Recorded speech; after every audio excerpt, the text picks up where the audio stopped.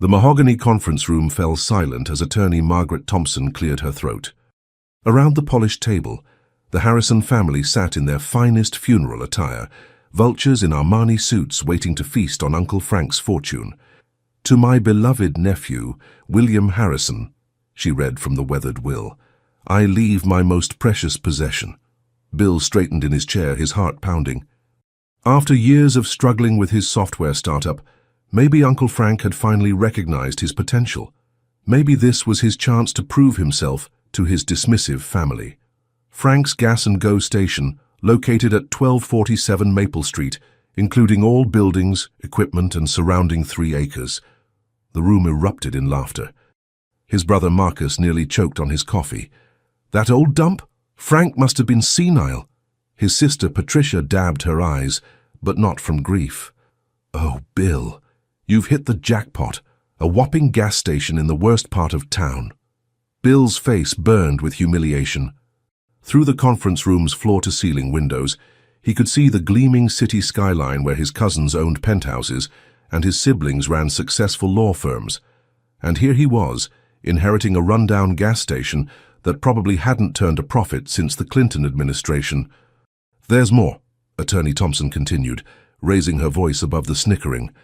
"The will specifies that the property cannot be sold for 1 full year. William must operate the business personally during this period." The laughter doubled. "Operating a gas station? Bill can barely operate a can opener," Marcus wheezed. But something in the attorney's expression caught Bill's attention. She was studying him intently, as if weighing whether to say something more.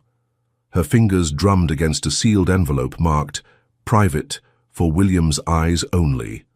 "I believe that concludes the reading," she said carefully, sliding the envelope toward Bill. "Mr.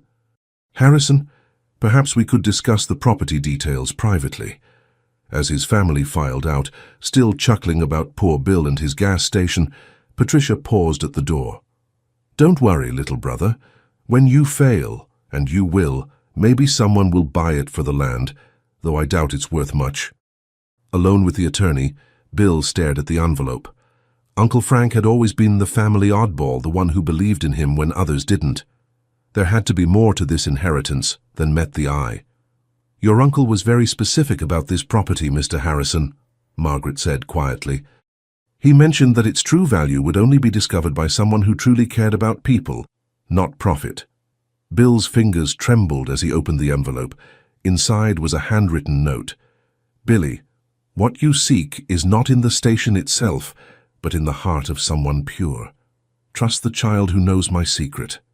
She comes every Thursday at 3 p.m. Uncle Frank." A child? What child? And what secret could she possibly know about a failing gas station? Thunder rumbled outside the conference room windows, and rain began pelting the glass. Somehow, Bill felt like his life was about to change forever, but whether for better or worse he couldn't tell. Bill's midnight blue BMW looked like an alien spacecraft as he pulled into Frank's Gas and Go for the first time. The morning sun revealed every crack in the faded concrete, every rust stain bleeding down the ancient pumps like tears. A hand-painted sign hung crooked on rusty chains. "Cold drinks, hot coffee, warm hearts." Someone had added below it in smaller letters, "Credit cards welcome, when machine works." "Warm hearts," Bill muttered, stepping over a pothole that could swallow a golf cart. More like warm garbage dump. The station consisted of a small convenience store with windows so grimy they filtered the sunlight into a sickly yellow glow, attached to 2 service bays that hadn't seen a working car lift since the Reagan administration. Weeds pushed through every crack in the pavement, with the determination of small green soldiers reclaiming enemy territory. A rusted Coca-Cola machine sat like a monument to better times. Its red paint faded to the color of dried blood. But as Bill fumbled with the heavy brass keys Uncle Frank's attorney had given him, an elderly black man approached from across the street. He moved with the careful dignity of someone who'd earned his authority through decades of quiet leadership. "You must be Frank's nephew," the man said, extending a weathered hand that felt like warm leather. "I'm Earl Washington. Lived here 43 years across the street in the blue house with the white roses. Your uncle was a saint, son. A real saint walking among us regular folks. Bill blinked, looking around at the obvious decay. A saint? This place is falling apart at the seams. Earl's eyes crinkled with the kind of warmth that comes from understanding life's deeper mathematics. Frank never charged Mrs. Rodriguez when her husband was laid off from the factory. Gave free gas to Jenny Miller when she was driving back and forth to Children's Hospital with her sick baby. 3 months straight. Never asked for a penny. Let homeless folks use the bathroom and grab a cup of coffee without asking questions or making them feel small about it. More neighbors began emerging from the modest houses lining Maple Street like flowers opening to morning sunshine. Maria Rodriguez, a tired-looking woman in her 50s with paint-stained fingers and hopeful eyes, hurried over with the urgency of someone who'd been waiting for this moment. "Senor Bill, your uncle, he was family to us, more than family. When my daughter Sophia needed school supplies for her senior year, he always found a way to help. When my car broke down, he fixed it for free and told me to pay him back when I got my next commission from painting houses." A young mother with 2 small children clinging to her legs introduced herself as Janet Pierce. "Frank used to watch my kids while I ran to the bank or grocery store. Never asked for payment, just said children needed safe places to be children." Bill felt a strange tightness in his chest, like his heart was trying to expand beyond the confines of his ribcage. His family saw Uncle Frank as the failure, the disappointment who never accumulated wealth or status or any of the markers they considered important. But these people spoke of him like he'd been some kind of community hero, a gentle giant who measured success in smiles and second chances. "Thing is," Earl said quietly, his voice carrying the weight of unspoken community consensus, "we were all hoping someone would keep this place running. It's not about the gas, you understand. It's about having somewhere to belong when the rest of the world tells you you don't matter." As the neighbors shared their stories, Bill noticed something else that made his skin prickle with unexplained awareness. Every person who approached looked toward the back corner of the property with a strange expression, not quite sadness, not quite hope, but something suspended between the two like a held breath. "What's back there?" Bill asked, following their collective gaze to where a massive oak tree dominated the landscape. The neighbors exchanged glances heavy with shared knowledge and careful consideration. Finally, Maria spoke up, her voice soft with the tenderness reserved for discussing wounded children. "That's where little Lucy likes to sit. She talks to your uncle even though—" She trailed off, pressing her lips together. "Even though what?" "Even though he's gone," Earl finished gently, his words carrying the weight of witnessed grief. "Child's been coming here every Thursday since the funeral.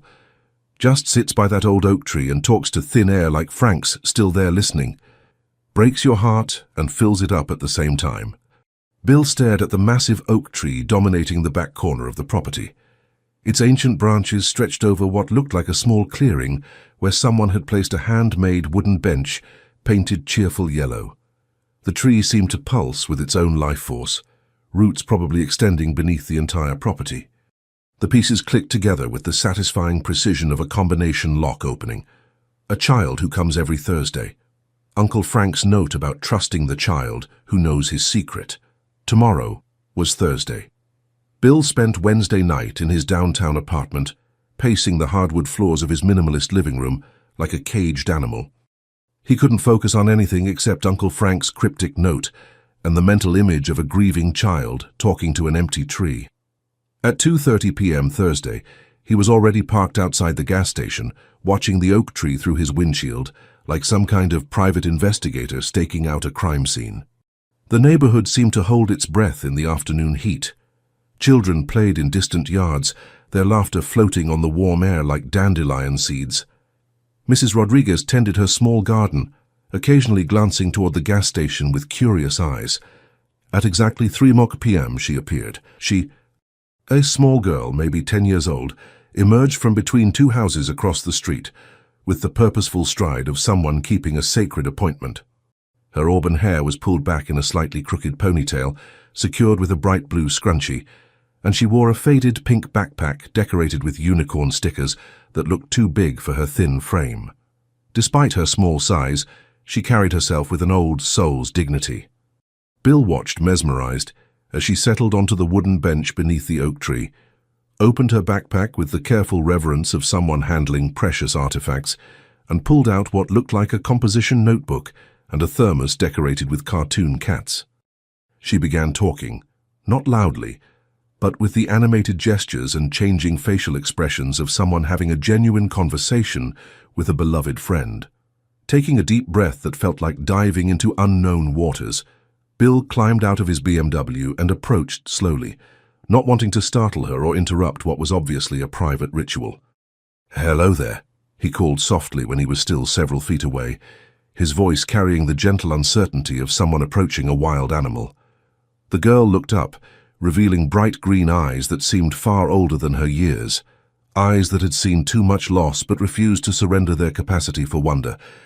"You're Bill," she said matter-of-factly, as if his arrival had been predicted and scheduled. "Mr. Frank said you'd come eventually." Bill's heart skipped several beats. "You knew my uncle?" "He was my best friend in the whole wide world," she said simply, patting the bench beside her in invitation. "I'm Lucy Chen. I live with Mrs. Patterson, 3 houses down in the yellow house with the purple shutters, ever since my parents died in a car accident last year. Mr. Frank used to give me oatmeal raisin cookies and let me help him sort the inventory. He told me lots of things about lots of things." Bill sat carefully on the other end of the bench, noting how the wood was worn smooth by years of use and weather. "What kind of things?" Lucy studied him with those unsettling green eyes that seemed to look straight through to his soul. "He said his family thought he was a failure because he didn't make piles of money or live in fancy houses, but that you were different from the rest of them. He said you had a good heart buried under all that fancy city worry and expensive clothes." The accuracy of this assessment made Bill profoundly uncomfortable, like someone had x-rayed his soul and found it wanting. "Lucy, I found a note from Uncle Frank. He said you know a secret about this place." Lucy's expression grew serious, transforming her young face into something ancient and wise. She glanced around as if checking for eavesdroppers, then leaned closer, her voice dropping to a conspiratorial whisper. "He told me about the treasure." "Treasure?" Bill's pulse quickened, images of pirate chests and golden coins dancing through his imagination. "He said there's something buried here worth more than all the money in all the banks in the whole city. But he made me promise with my pinky finger and everything that I would only tell someone who proved they really cared about people more than about being rich." Bill's mouth went dry. "What kind of treasure? Where is it buried?" Lucy shook her head firmly, her ponytail swishing with determination. "First you have to prove you're not like the rest of your family. Mr. Frank said they only care about money and what other people think, but you might be different if you tried hard enough." "How do I prove that?" Lucy stood up, shouldering her backpack with the solemnity of someone carrying state secrets. "Keep the gas station open for real, not just sitting here counting days until you can sell it and forget about us. Make it a place that helps people again, like Mr. Frank did." She started walking away with measured steps, then turned back, her green eyes sparkling with mischief and mystery. "Oh, and Mr. Frank said when you're ready to hear about the treasure, I should look for the heart that beats beneath the numbers." Before Bill could ask what that cryptic phrase meant, Lucy disappeared between the houses like a sprite returning to the fairy realm, leaving him alone with more questions than answers, and a growing suspicion that Uncle Frank had orchestrated something far more complex than a simple inheritance. The oak tree seemed to rustle its leaves in approval, as if it too was part of the conspiracy. Bill spent the next 3 days wrestling with Lucy's challenge like Jacob wrestling with the angel. Keep the gas station open for real? He'd never pumped gas in his life, let alone run a convenience store or dealt with the daily reality of retail customers. His software startup experience hadn't exactly prepared him for the nitty-gritty of small business operations. But every time he considered walking away and returning to his comfortable downtown apartment, he remembered Lucy's serious green eyes and Uncle Frank's inexplicable faith in his potential for goodness. Saturday morning found him standing behind the register in borrowed jeans and an old college t-shirt, feeling like an actor who'd wandered onto the wrong stage. The ancient cash register looked like it belonged in the Smithsonian, all brass buttons and mechanical precision from an era when everything was built to last forever. His first customer approached, Earl Washington carrying a folded newspaper and wearing a cautious smile that suggested he was prepared to be disappointed but hopeful to be surprised. "Morning, son. Heard through the neighborhood grapevine that you're giving this a real try instead of just waiting out the year." "Trying being the operative word," Bill admitted, fumbling with the register's mysterious sequence of buttons and levers. "How do you work this contraption? It looks like something Captain Nemo would use to pilot the Nautilus." Earl chuckled, a rich sound like coffee percolating on a cold morning, and walked behind the counter with the easy familiarity of family. "Frank taught me when the register got stuck during the blizzard of '98. You press here first, then here, and then pray to whatever deity handles temperamental machinery that it doesn't eat your money and spit out bottle caps." As Earl patiently demonstrated the register's quirks, more neighbors trickled in with the steady rhythm of a gentle stream. Maria Rodriguez bought milk and bread for her family, paying with carefully counted quarters and dimes, saved from her house-painting jobs. A teenage boy named Marcus, thankfully not his arrogant brother, picked up energy drinks and chips, mentioning shyly that he was saving every penny for community college tuition. By noon, Bill realized something remarkable was happening. Every customer knew exactly where everything was located, treated the place like their personal community center, and several had voluntarily helped him figure out Uncle Frank's quirky organizational system. The coffee filters were stored next to the motor oil, the Band-Aids lived with the candy bars, and the ice cream freezer apparently had a temperamental lock that required a specific sequence of jiggles and soft cursing. "Your uncle never worried much about profit margins or efficiency experts," explained Mrs. Patterson, Lucy's guardian, as she bought cleaning supplies and a bag of the expensive dog food for her ancient golden retriever. "He cared more about keeping prices fair and making sure everyone felt welcome, even on their worst days." That afternoon, Bill found himself actually enjoying the work in a way that surprised him completely. There was something deeply satisfying about helping people find what they needed, learning their names and their stories, becoming part of the intricate web of relationships that made a neighborhood feel like home. When Lucy appeared Thursday at 3 p.m., she seemed genuinely surprised to find him actually working behind the counter, instead of just waiting for her arrival like some kind of treasure-hunting tourist. "Mrs. Rodriguez said you helped her carry groceries to her car yesterday," Lucy said without preamble, settling her backpack carefully beside the register. Her arthritis was bothering her. The bags were heavy. "And Tommy Washington said you let him pump gas, even though he's only 14 and doesn't have a driver's license yet. Kid wanted to learn how things work. His dad was supervising and everybody's got to start somewhere." Lucy nodded approvingly, checking items off some invisible list in her mind. "Mr. Frank said you'd figure out that taking care of people feels better than making money." Bill wiped his hands on the apron he'd somehow started wearing without conscious decision. "So have I proven myself? Will you tell me about this mysterious treasure?" Lucy tilted her head like a curious bird, considering his question with the seriousness of a judge weighing evidence. "Getting closer. But first you need to understand what Mr. Frank meant about the heart that beats beneath the numbers. I've been thinking about that phrase for days. It sounds like some kind of riddle or code." "Not a riddle," Lucy said, pulling her journal from her backpack with ceremonial care. "A map, Mr. Frank drew pictures for me because I'm not good with reading big words yet, but I'm excellent at remembering important things." She opened to a page covered with what initially looked like childish drawings. Stick figures holding hands, trees with detailed branches, geometric shapes arranged in careful patterns. But in the center was something that made Bill's breath catch in his throat. A detailed sketch of the gas station property, with X's marked in specific locations and arrows indicating relationships between different areas. "Where did you get this?" "Mr. Frank and I drew it together the week before he went to the hospital for the last time. He said when the right person came, someone who understood that treasure isn't always gold and silver, I should help them find what's hidden beneath the place where hearts and numbers meet." Bill studied the drawing more carefully, his excitement building like a crescendo. The X's weren't random childhood scribbles. They formed a deliberate pattern around the property, with the largest X positioned directly beneath the oak tree where they'd been meeting. "Lucy," he said slowly, his voice tight with anticipation, "I think your uncle buried something much more valuable than money."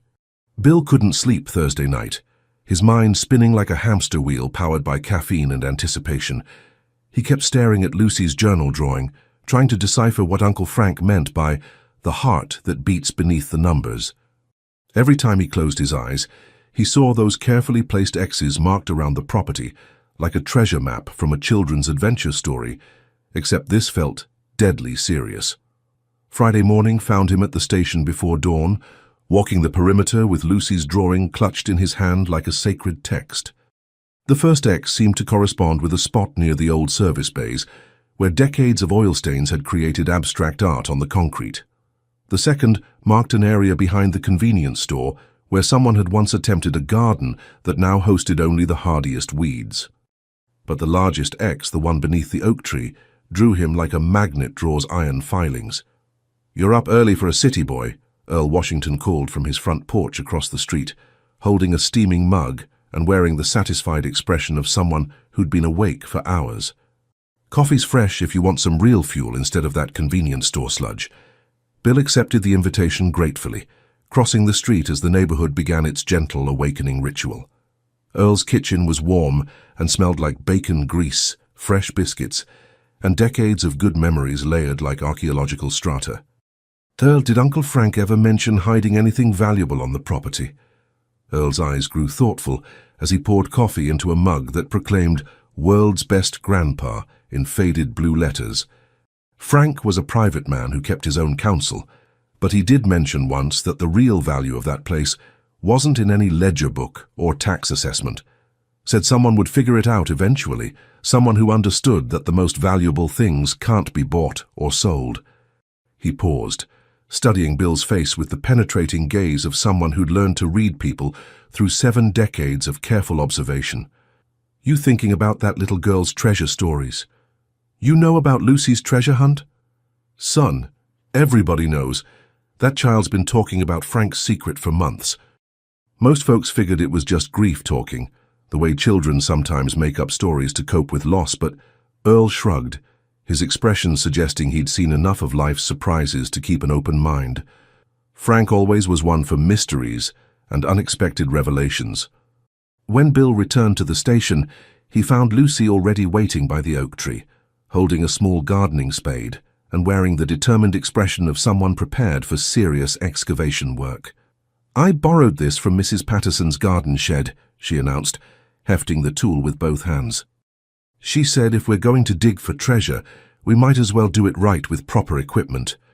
Lucy, we can't just start digging holes all over the property. What if there's nothing there? What if we're just chasing children's fantasies?" Lucy fixed him with that steady, green-eyed stare that seemed to look straight through his doubts to something more fundamental.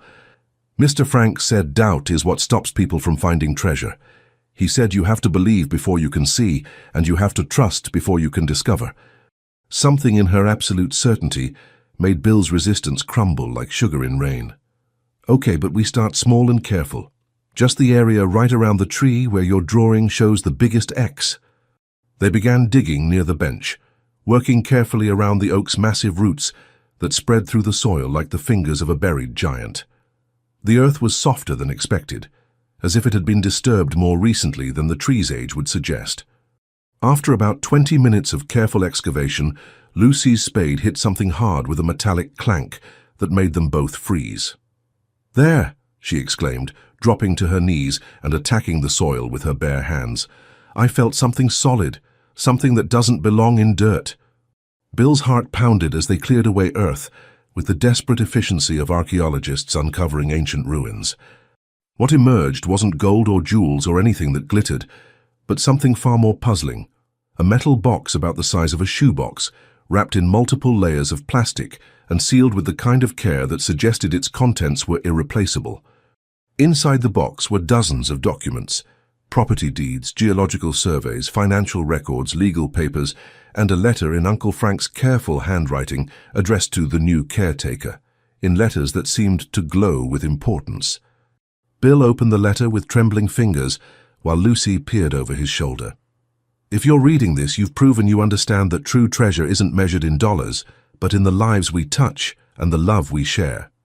The documents in this box will show you the real value of this property, but remember, With great wealth comes great responsibility to use it wisely.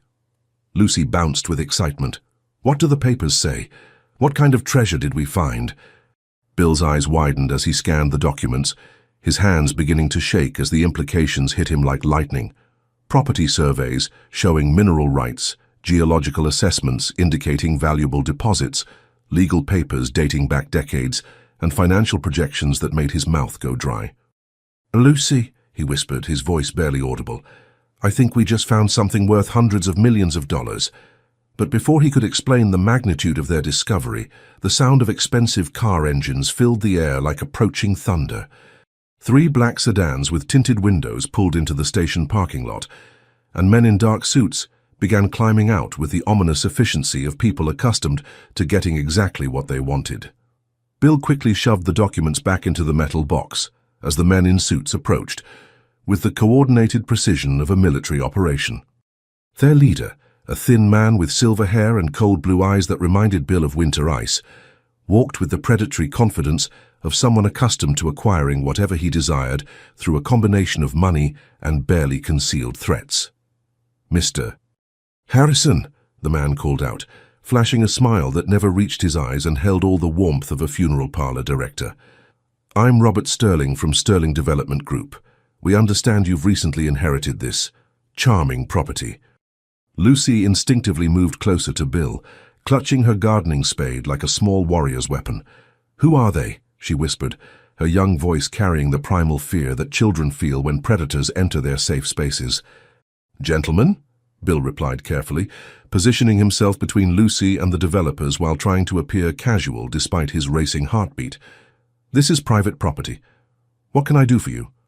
Sterling's companions fanned out across the property, surveying every building and structure, with the systematic efficiency of vultures circling wounded prey. One pulled out a tablet and began taking photographs of every angle, documenting everything with professional thoroughness. Another walked the perimeter, occasionally stopping to examine specific areas with the focused attention of someone following a detailed plan. "We're prepared to make you an exceptionally generous offer for this land," Sterling continued, pulling a thick contract from his expensive briefcase and spreading it on the hood of his Mercedes like a legal altar. $5 million cash, closing within 30 days.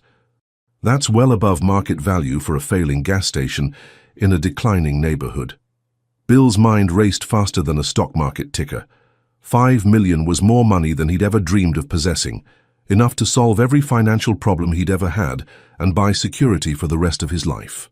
But Uncle Frank's will specifically stated the property couldn't be sold for 1 year, and more importantly, the documents in the box suggested the land was worth exponentially more than Sterling was offering. "I appreciate the offer, but the property isn't for sale." Sterling's smile faltered slightly, like a mask slipping to reveal something much less pleasant underneath. "Mr. Harrison, let's be realistic about the situation you're facing. This neighborhood is changing rapidly. Soon, this quaint little gas station will be surrounded by luxury condominiums and upscale shopping centers. You can either be part of that inevitable progress, or you can be swept away by it like debris in a flood." "Sounds like a threat to me." Earl Washington's voice cut through the tension like a knife through silk. Bill turned to see Earl and several other neighbors had emerged from their houses, watching the confrontation with barely concealed hostility. Mrs. Rodriguez stood on her porch with her arms crossed, while Janet Pierce held her children protectively close. "Not a threat," Sterling replied smoothly, his voice carrying the oily charm of a snake oil salesman. "Simply economic reality. Mr. Harrison, surely an educated man like yourself understands that maintaining this antiquated business is a losing proposition in today's market. Take our generous offer now while it's still available." Lucy tugged on Bill's sleeve with urgent insistence. "Mr. Frank said never trust people who smile with their mouths but not with their eyes," she whispered loud enough for Sterling to hear, her child's honesty cutting through the adult pretense like a sword through fog. One of Sterling's associates leaned close to his boss and murmured something that made Sterling's jaw tighten, with barely controlled anger. The man's corporate mask slipped further, revealing glimpses of the ruthless predator beneath the polished exterior. "We're also prepared to help with any complications that might arise from local zoning issues or environmental concerns," Sterling continued, his voice taking on a harder edge. These old gas stations can be quite problematic when it comes to soil contamination and regulatory compliance. The cleanup costs alone could bankrupt a small business owner. The threat was barely veiled now, hanging in the air like poison gas. Bill realized with growing certainty that these men knew far more about the property than they were revealing. Had they been watching him? Had they seen him and Lucy digging? Did they know about the documents? "As I said, the property isn't for sale," Bill repeated firmly, his voice carrying more confidence than he felt. "Now I'd appreciate it if you'd leave my land." Sterling's mask finally slipped completely, revealing the cold calculator beneath the friendly businessman facade. "Mr. Harrison, you strike me as an intelligent man who understands how the world really works. Don't make the mistake of thinking you can hold on to something this valuable indefinitely. Market forces have a way of getting what they want, with or without cooperation."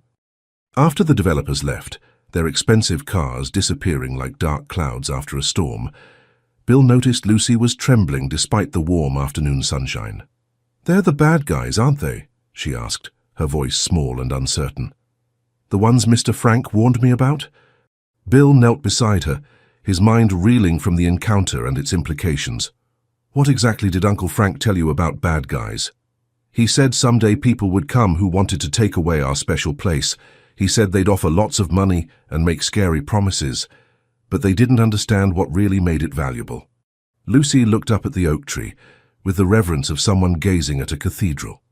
"He said when that happened, I should make sure the right person knew about the heart that beats beneath the numbers." Bill followed her gaze upward into the oak's ancient branches, and suddenly Uncle Frank's cryptic phrase made perfect, brilliant sense.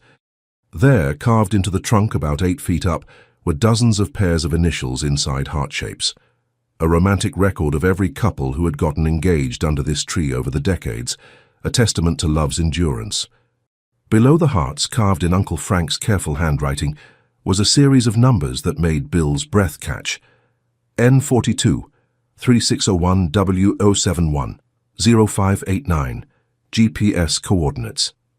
"Lucy," Bill said, his voice tight with excitement and growing fear, "I think we've only found the first piece of your uncle's treasure. And I think those men in expensive suits know exactly what we're looking for." Bill couldn't sleep again Friday night, his mind consumed by the GPS coordinates carved into the oak tree and the documents that suggested his uncle's failing gas station sat on something extraordinarily valuable. At sunrise, he found himself standing beneath the tree with his smartphone, inputting the numbers Uncle Frank had so carefully preserved. N42, 3601, W071, 0589. The coordinates pointed to a location approximately half a mile northeast of the gas station, in what appeared to be an undeveloped wooded area behind the neighborhood.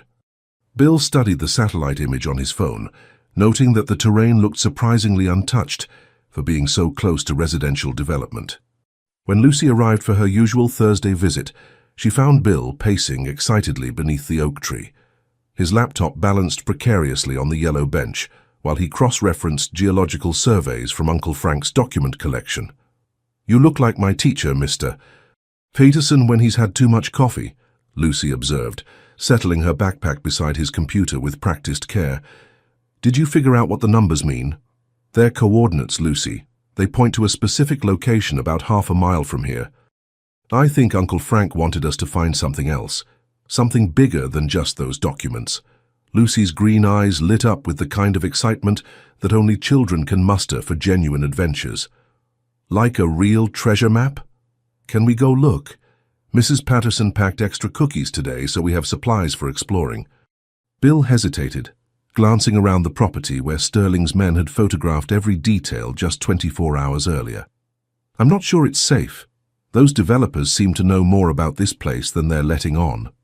"Mr. Frank always said the best treasures are hidden where scared people won't look," Lucy replied, with the confident wisdom of someone quoting a beloved mentor. "Besides, we can't let the bad guys win just because they have scary suits and mean faces." Against his better judgment, Bill found himself agreeing.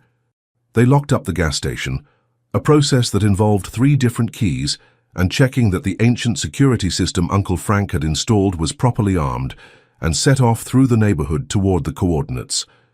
The walk took them through increasingly rural terrain, past the last row of modest houses, and into a stretch of mixed forest that felt impossibly wild for being so close to suburban development.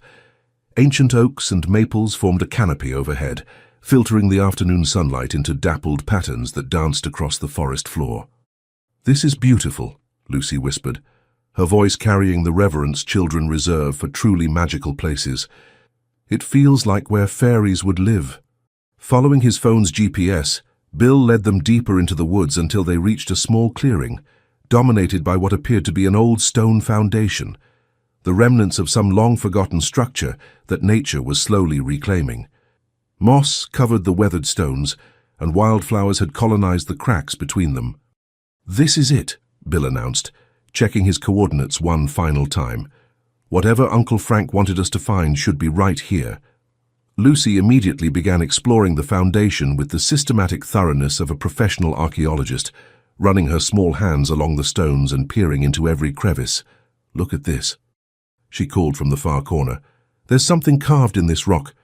Bill hurried over to find letters chiseled into the stone, weathered but still legible. "F.H. 1987, where dreams take root, fortunes grow."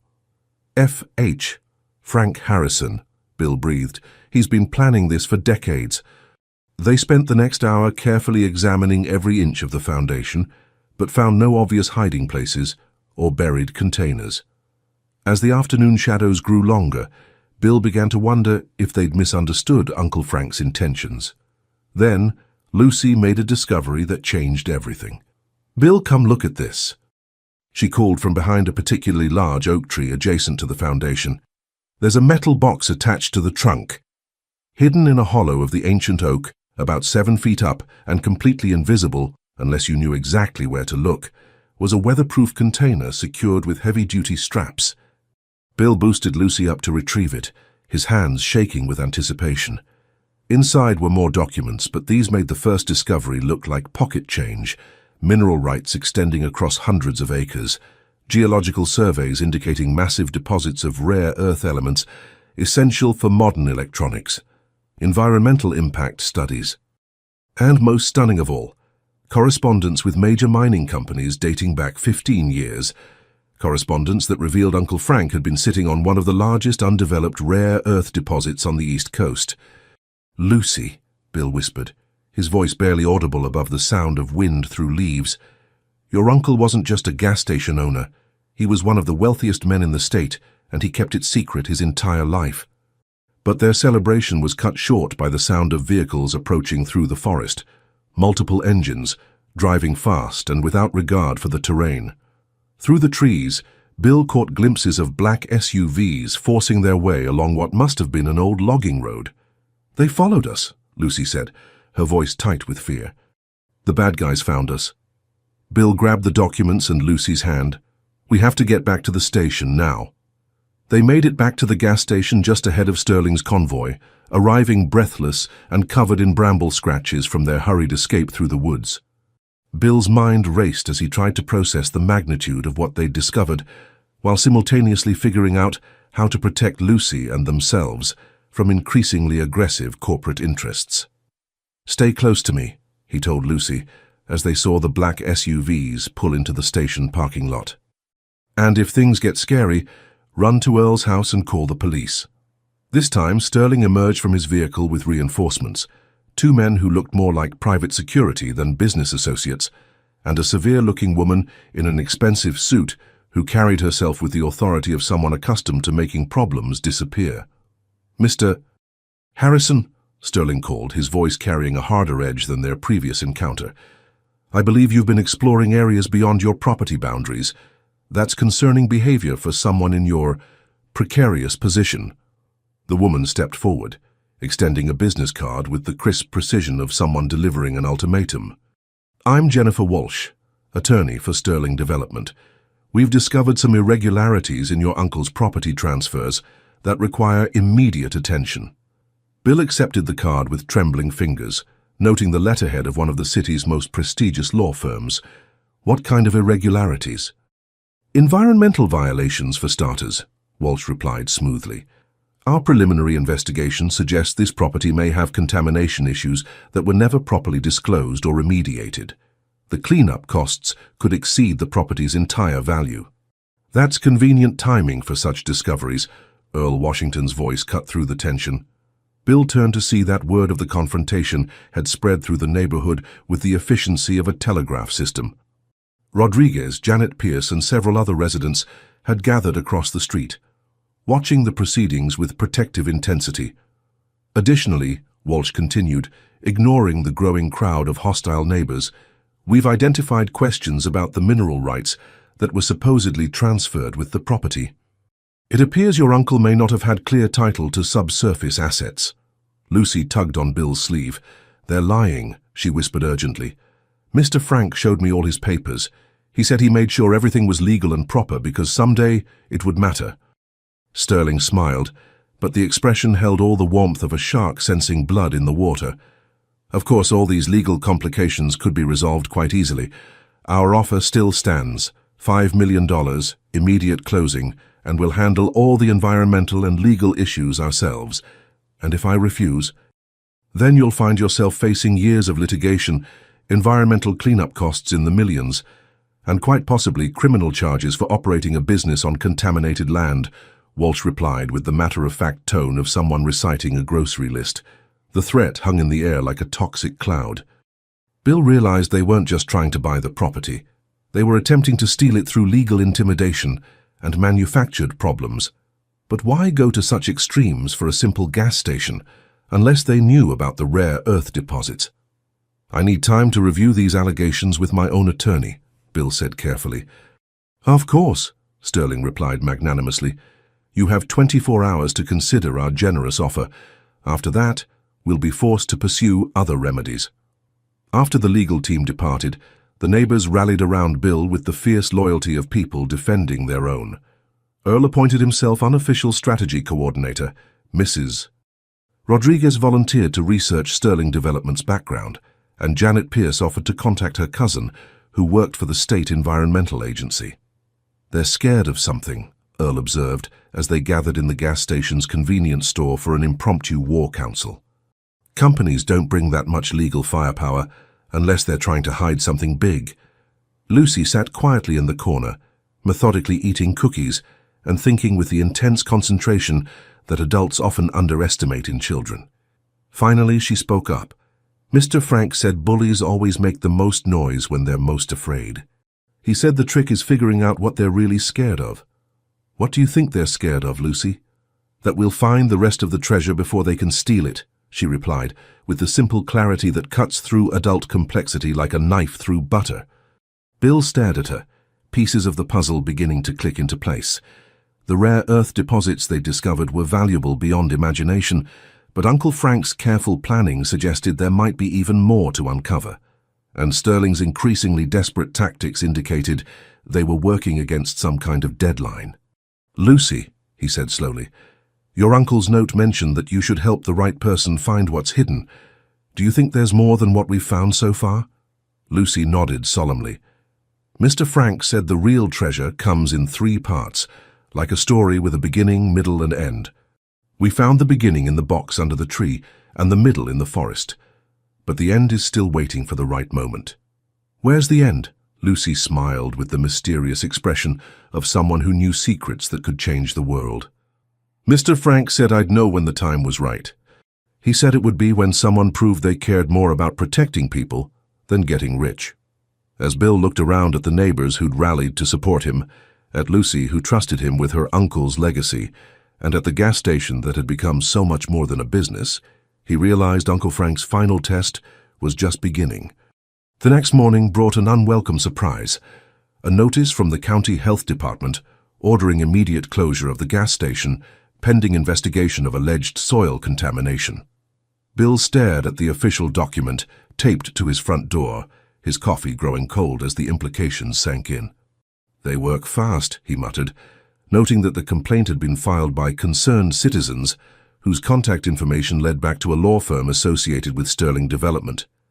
The system was rigged, and they weren't even trying to hide it.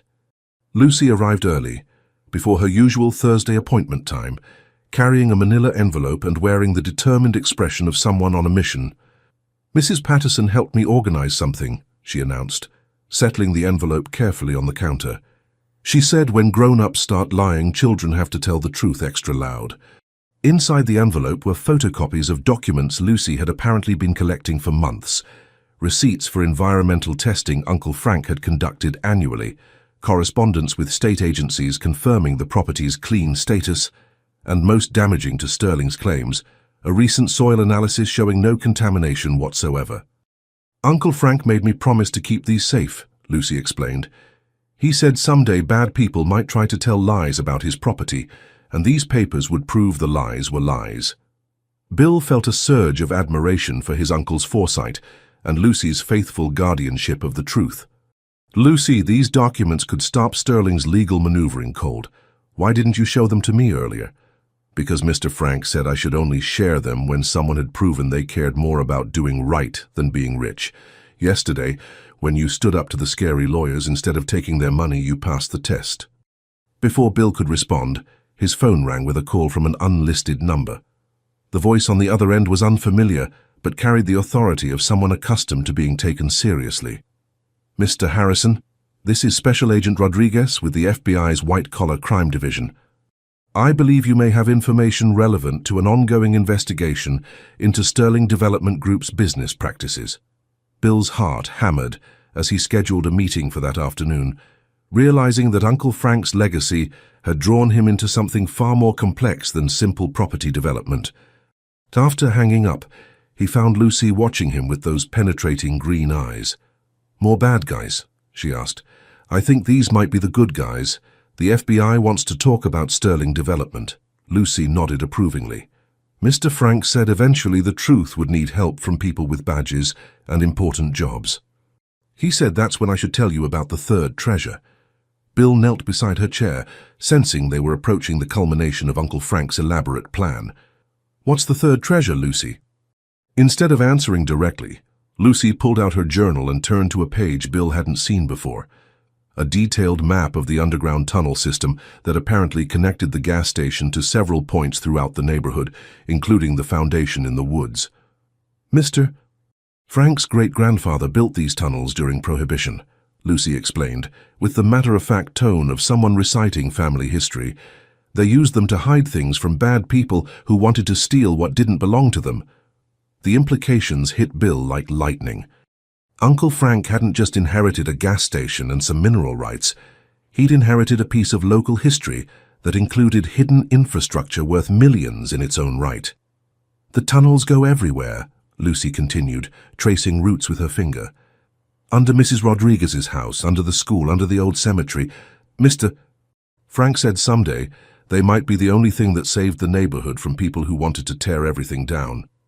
Special Agent Rodriguez arrived that afternoon with a team of federal investigators who transformed the gas station into a temporary command center.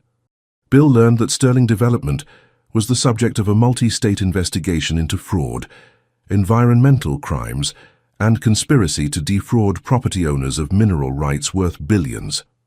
"Your uncle contacted us 6 months before his death," Agent Rodriguez explained, spreading classified documents across the convenience store counter.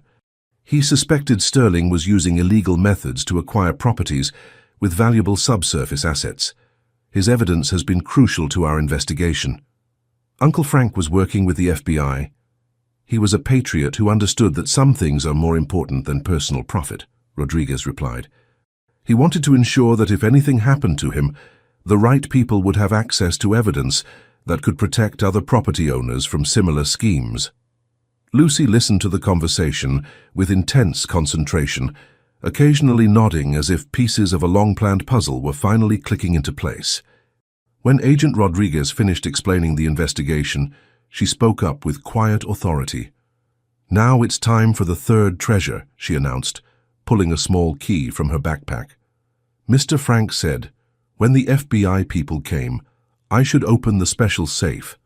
She led them to what Bill had assumed was just a storage closet in the back of the convenience store.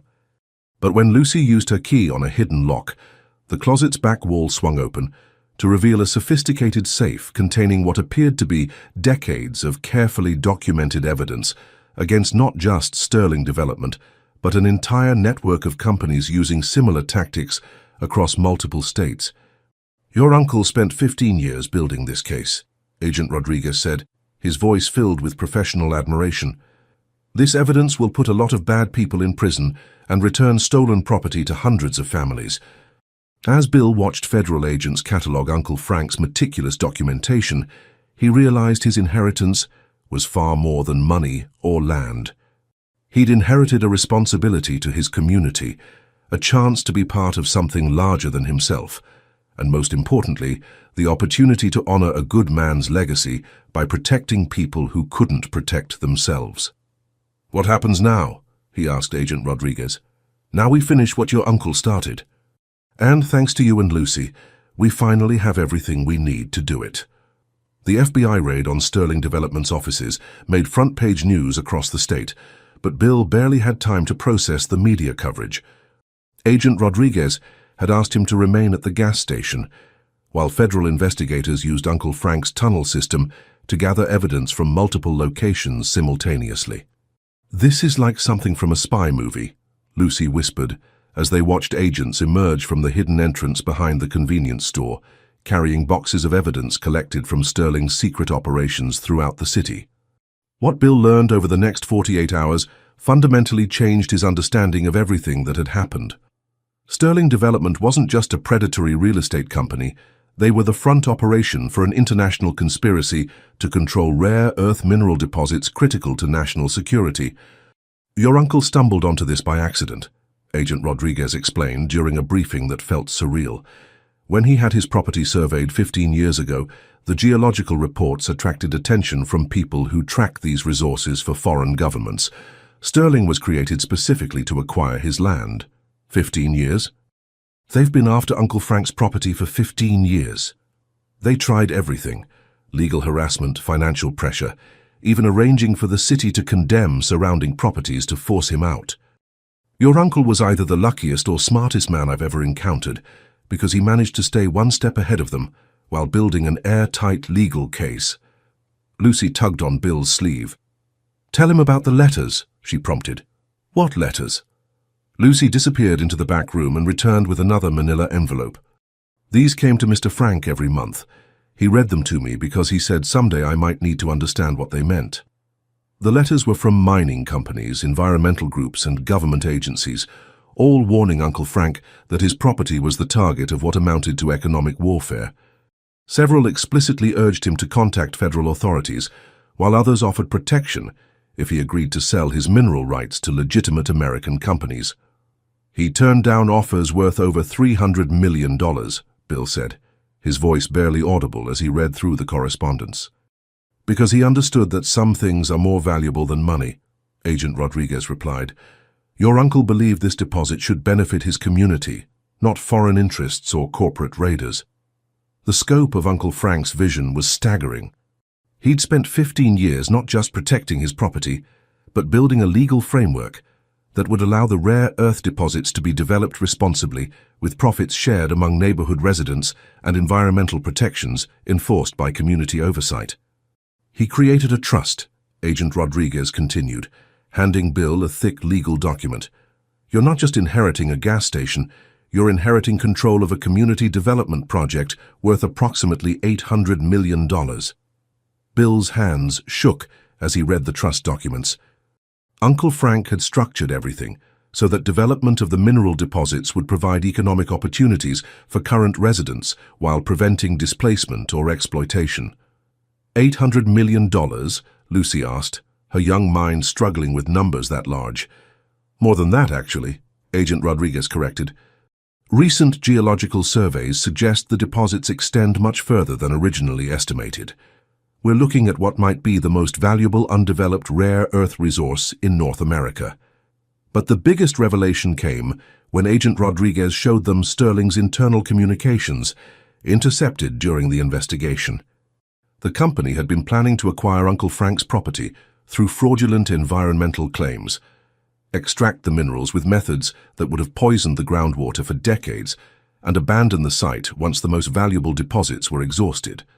They would have destroyed this entire neighborhood, Bill said, looking out at the modest houses where families like the Washingtons and Rodriguezes had lived for generations. Your uncle saved them, Agent Rodriguez replied simply. And now you have the opportunity to build something better. Lucy had been unusually quiet during the briefing, processing information with the intense concentration that adults often underestimate in children. Finally, she spoke up with a question that cut to the heart of everything they'd learned. Mr. Frank always said the real treasure was taking care of people. If we're rich now, does that mean we can take care of everybody? Bill knelt beside her chair, understanding for the first time the full magnitude of what Uncle Frank had entrusted to him. This wasn't just about money or minerals or defeating corporate criminals. It was about proving that wealth could be used to strengthen communities rather than destroy them. Yes, Lucy, he said, his voice thick with emotion. I think that's exactly what it means. Agent Rodriguez smiled, and for the first time since this whole adventure began, Bill felt like they'd finally understood the true meaning of Uncle Frank's legacy. The gas station, the mineral deposits, the FBI investigation, all of it had been leading to this moment when someone would have to choose between personal gain and community good. There's one more thing, Agent Rodriguez added, his expression growing serious. Sterling's backers aren't going to give up easily. Even with their legal problems, they have resources and connections that make them dangerous. You're going to need protection until this is fully resolved. How long will that take? Could be months, maybe longer. These kinds of international conspiracies don't unravel overnight. Bill looked around at the gas station that had become the center of his world, at Lucy, who'd trusted him with secrets that could change everything, and at the neighborhood that had embraced him as family. Whatever came next, he knew Uncle Frank had chosen well. The real treasure wasn't buried in the ground or hidden in tunnels. It was the opportunity to prove that some things really are more valuable than money. 3 weeks after the FBI raid, Bill's life had transformed in ways he never could have imagined. The gas station continued operating under federal protection, while lawyers, geologists, and community organizers worked to implement Uncle Frank's trust according to his carefully detailed specifications. But it was Lucy who kept everything grounded in the human reality behind all the legal complexity. Mrs. Rodriguez cried when I told her about the college fund, Lucy reported during one of their daily meetings beneath the oak tree. Happy crying, not sad crying. She said Sophia might actually be able to become a doctor instead of just dreaming about it. Uncle Frank's trust was more comprehensive than even Agent Rodriguez had initially realized. Beyond the mineral rights and community development funds, it included provisions for college scholarships, small business loans, healthcare assistance, and housing rehabilitation throughout the neighborhood. Every detail had been planned to strengthen the community rather than displace it. Earl says it's like Mr. Frank reached out from heaven to give everybody a second chance, Lucy continued, pulling her journal from her backpack with the ceremonial care she reserved for their most important conversations. But Bill had learned that good intentions weren't enough to guarantee good outcomes. Sterling Development's arrest had triggered a feeding frenzy among other companies, trying to position themselves as legitimate partners for developing the mineral resources. Politicians had suddenly discovered the neighborhood existed. Environmental groups wanted to prevent any development whatsoever. And community members were struggling to understand how their quiet lives had become the center of a multi-million-dollar controversy. Some people are scared, Bill admitted to Lucy. Change is hard, even when it's good change. Mr. Frank said that would happen, Lucy replied, turning to a page in her journal Bill had never seen before. He said when the treasure finally came out of hiding, some people would try to grab it all for themselves, and others would be afraid of what it might mean. The page contained what appeared to be Uncle Frank's final instructions, written in his careful handwriting, with additional notes in Lucy's childish scrawl where she'd asked for clarification on difficult words. He made me memorize this part, Lucy said, pointing to a paragraph highlighted in yellow marker. He said it was the most important thing of all, and I should only share it when the person in charge had proven they could handle the responsibility. Bill read Uncle Frank's words with growing emotion. The greatest treasure isn't the money or the minerals or even the power to change lives. The greatest treasure is understanding that wealth means nothing unless it serves love. The person reading this has been chosen not because they're perfect, but because they're capable of growth. Trust the community to guide you. Trust the children to inspire you. Trust yourself to do better than those who came before. He believed in you before you even knew he existed, Lucy said softly. Just like he believed in me when nobody else thought a kid could keep important secrets. The weight of that trust was both humbling and terrifying. Bill had spent his adult life focused on personal success, measuring worth in profit margins and market share. Uncle Frank was asking him to think in terms of generations, to build something that would matter long after he was gone. Lucy, what if I mess this up? What if I make decisions that hurt people instead of helping them? Lucy considered his question with the seriousness she brought to all matters of genuine importance. Mister, Frank said the secret to not messing up was remembering that you're not doing it alone. He said the treasure belongs to everybody, and everybody gets to help decide how to use it. Over the following days, Bill threw himself into community meetings with the passionate intensity of someone who discovered his life's purpose. They established neighborhood committees to oversee different aspects of the development project.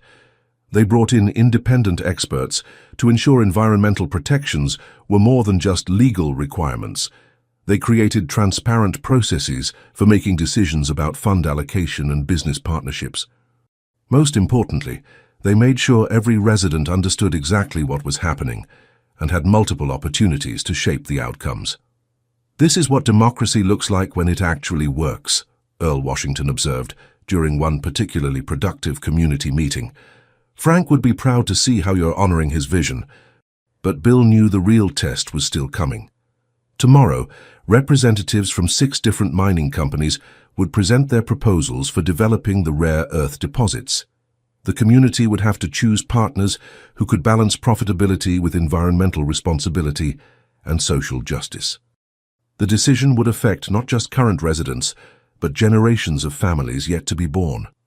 "Are you ready for the big meeting?" Lucy asked, as they sat beneath the oak tree on what felt like the eve of a historic moment. Bill looked around at the gas station that had become a symbol of community resistance to corporate exploitation, at the neighborhood where children played safely in streets that would soon be part of a multi-million-dollar development project, and at Lucy, whose unwavering faith in Uncle Frank's vision had made everything possible. "I'm ready," he said, and for the first time since this whole adventure began, he truly meant it. "Good," Lucy replied, closing her journal with the satisfied expression of someone who'd completed an important assignment, "because tomorrow we find out if we really learned what Mr. Frank was trying to teach us." The oak tree rustled its leaves in what sounded almost like approval, as if Uncle Frank himself was listening and preparing for the final test of his carefully orchestrated plan. The community center had never seen anything like it. 6 mining companies had set up elaborate presentations in what used to be the church basement, where neighborhood potluck dinners were held every 3rd Sunday. Representatives in expensive suits spoke about profit projections and extraction timelines, while residents who'd lived here for decades asked pointed questions about water quality and noise levels. Bill sat at the head table with Lucy beside him, both of them wearing the weight of responsibility like formal attire that didn't quite fit yet. After 3 hours of presentations ranging from environmentally conscious to profit-obsessed, the choice seemed clear to everyone in the room. Meridian Earth Sciences has the best environmental protections, Earl Washington summarized during the community discussion period. They're offering fair profit sharing, they'll hire locally, and they've got a track record of leaving sites better than they found them. Mrs. Rodriguez stood up, her voice carrying the authority of someone who'd raised 4 children and buried 2 husbands. "But what about our children's children? What about 50 years from now when the mining is done and these companies are long gone?" It was Lucy who provided the answer that changed everything. "Mr. Frank left one more letter," she announced, pulling a sealed envelope from her backpack with the ceremonial care she brought to all of Uncle Frank's revelations. "He said I should only open it when the grown-ups were ready to think like children." The envelope contained a proposal so simple and revolutionary that it took several minutes for the adults to fully grasp its implications. Uncle Frank suggested that instead of selling mineral rights to any single company, the community should form its own mining cooperative, hiring expertise as needed while maintaining complete control over operations, environmental standards, and profit distribution. He calculated everything, Bill said, scanning Uncle Frank's detailed financial projections. We can afford to hire the best geologists, the most advanced equipment, the strictest environmental monitoring, and all the profits stay in the community forever. Agent Rodriguez, who'd been quietly observing the proceedings, stood up with a smile that transformed his usually serious face. For what it's worth, the federal government would much prefer seeing these resources developed by an American community cooperative rather than any multinational corporation. The vote was unanimous. Over the following months, Bill discovered that managing an $800 million community trust was simultaneously the most challenging and rewarding work he'd ever undertaken. Every decision required balancing competing interests, every expenditure demanded community approval, and every success belonged to everyone.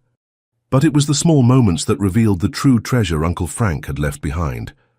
Like watching Sofia Rodriguez, graduate valedictorian from the State University, her medical school acceptance letter framed on her mother's kitchen wall beside a photo of Uncle Frank at her quinceañera.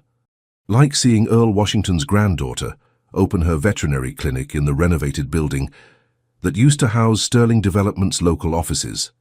Like discovering that the gas station had become an informal community center where neighbors gathered to solve problems and celebrate victories. People drive from other towns just to see how we did it, Lucy reported during one of their weekly meetings beneath the oak tree. She was 12 now, taller and more serious, but still carrying the same unicorn backpack and still treating their conversations like the most important appointments of her week. Did what? Proved that money can make people happier instead of meaner, she replied with the matter-of-fact wisdom that had guided them through Uncle Frank's elaborate treasure hunt. The gas station still operated, though it had been thoroughly modernized with solar panels, electric vehicle charging stations, and a convenience store that showcased products from local businesses. Bill had kept his promise to run it personally, discovering that pumping gas and chatting with customers remained one of his favorite parts of each day. But the real transformation was visible in the faces of people who'd learned to believe in possibilities they'd never dared imagine. Children who'd grown up expecting to leave the neighborhood for better opportunities were now planning to stay and build something unprecedented. Adults who'd spent decades struggling financially were investing in education, starting businesses, and dreaming about their grandchildren's futures. Uncle Frank would be proud, Lucy said, following Bill's gaze across the bustling street where construction crews were building the new community college campus funded by the mining cooperative. He'd be proud of you most of all, Bill replied. You kept his secret safe and you trusted the right person to help make his dreams come true. Lucy considered this for a moment, then shook her head with the gentle correction of someone who understood the deeper truth. He'd be proud of all of us for remembering that taking care of each other is what makes treasure actually valuable. As the sun set behind the oak tree where it all began, Bill reflected on how completely his life had changed. He'd inherited what he thought was a worthless gas station and discovered it was an invitation to join something larger than himself. He'd been humiliated by his wealthy family and found real wealth in the relationships that money couldn't buy. Most importantly, he'd learned that Uncle Frank's greatest gift wasn't the mineral deposits or the legal trust, or even the elaborate plan to protect the community from corporate predators. His greatest gift was the example of how to use whatever resources you have, whether it's a gas station, a kind word, or $800 million, to make the world a little bit better for the people around you. Same time next week? Lucy asked, shouldering her backpack as parents across the neighborhood called children home for dinner. Same time next week, Bill confirmed, watching her skip toward Mrs. Patterson's house where homework and homemade cookies waited. He remained beneath the oak tree for a few more minutes, listening to the sounds of a community that had learned to thrive instead of just survive. Tomorrow would bring new challenges, new decisions, and new opportunities to prove that Uncle Frank's faith in human goodness hadn't been misplaced. But tonight, Bill simply sat in grateful amazement at the treasure he'd been privileged to discover. The knowledge that wealth means nothing unless it serves love, and love means everything when it's shared with people brave enough to dream together. The oak tree rustled its leaves in the evening breeze, and Bill could swear he heard Uncle Frank's gentle laughter carried on the wind, pleased beyond measure that his carefully orchestrated treasure hunt had led to the most valuable discovery of all: the truth that the best inheritances aren't what we receive, but what we choose to give.